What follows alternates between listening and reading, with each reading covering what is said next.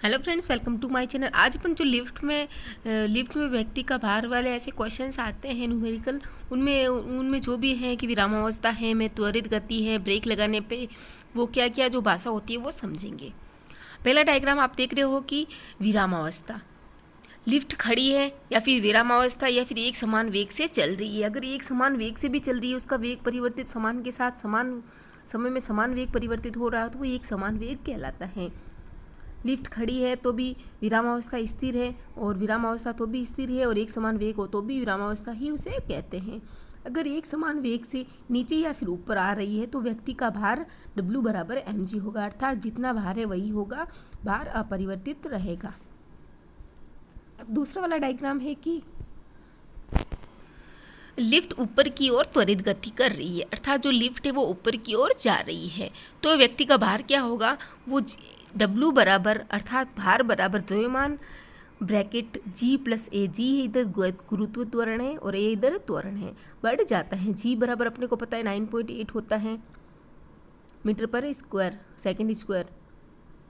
ये हो गया लिफ्ट जब ऊपर जा रही हो। जब लिफ्ट क्वेश्चन में आए कि त्वरित गति से ऊपर की ओर जा रही है तो अपन उसमें व्यक्ति का भार का सूत्र लगाएंगे M ब्रैकेट G प्लस ए, और बोल रहे हैं विरामावस्था में खड़ी है तो W बराबर mg।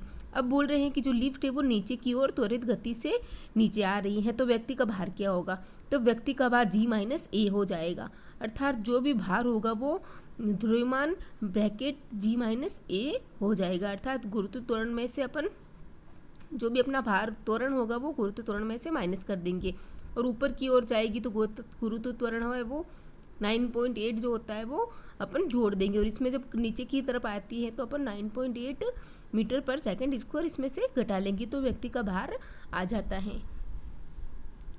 अब देखते हैं कि W बराबर M G माइनस ए वाले सूत्र में क्या क्या, अगर गुरुत्व त्वरण बढ़ जाए और त्वरण उतना ही रहे, या फिर त्वरण और गुरुत्व त्वरण बराबर हो जाए तो क्या होगा लिफ्ट के साथ।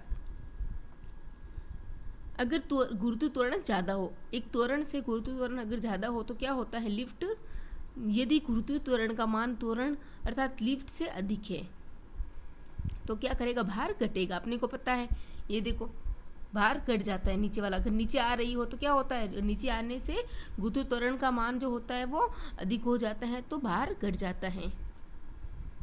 दूसरा है कि त्वरण और गुरुत्व त्वरण बराबर हो, गुरुत्व त्वरण और त्वरण बराबर हो तो क्या होगा, W बराबर 0 हो जाएगा, और अर्थात भारहीनता की स्थिति आ जाएगी और लिफ्ट की डोरी टूट जाती है। अगर त्वरण और गुरुत्व त्वरण बराबर हो जाता है तो क्या होता है, भारहीनता की अवस्था आ जाती है। अगर त्वरण ज़्यादा हो और गुरुत्व त्वरण कम हो तो क्या होती है, लिफ्ट ऊपर इस प्रकार लिफ्ट ऊपर की ओर जा रही होती है, तब है ना अपना त्वरण ज़्यादा होता है और गुरुत्व त्वरण कम होता है, और नीचे की ओर आ रही हो तो क्या होता है, त्वरण ज़्यादा होता है। यदि लिफ्ट का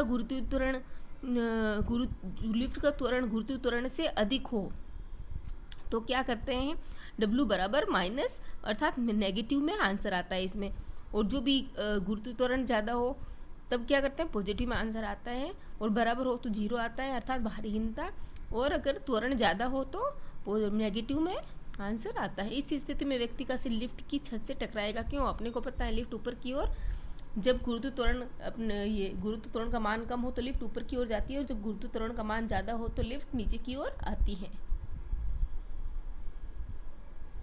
और अगर लिफ्ट नीचे की ओर आ रही हो तो व्यक्ति का जो भार होता है वो घट जाता है, और जब लिफ्ट ऊपर की ओर जाती है तो व्यक्ति का भार बढ़ जाता है। और व्यक्ति का भार क्यों बढ़ जाता है, अपने को पता है व्यक्ति का भार क्यों बढ़ जाता है, क्योंकि त्वरण का मान ज़्यादा हो जाता है और गुरुत्व त्वरण का मान कम हो जाता है, तो व्यक्ति का भार भी घट और बढ़ जाता है। अब एक हो रही है कि ब्रेक लगाने पर वाहनों का रुकना। वेग अपने को पता है, जो वेग होता है, अगर वेग दो गाड़ियाँ उसका वेग समान है तो वाहन समान दूरी पर रुकेंगे। अगर दो गाड़ियाँ दोनों का वेग समान है तो क्या होगा, जो भी वाहन रुकते हैं उनको ब्रेक लगाने पे रुकते हैं वो समान दूरी पर रुकेंगे।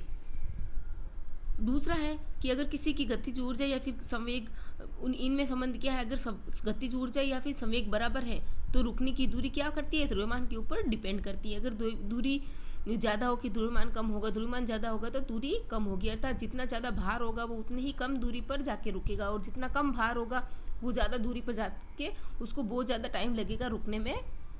ऐसे ही इसे गतिज ऊर्जा के साथ अनुक्रमानुपाती होता है। देखो दूरी अनुक्रमानुपाती 1 / द्रव्यमान। एस दूरी ज़्यादा तो द्रव्यमान कम, और द्रव्यमान ज़्यादा तो दूरी कम।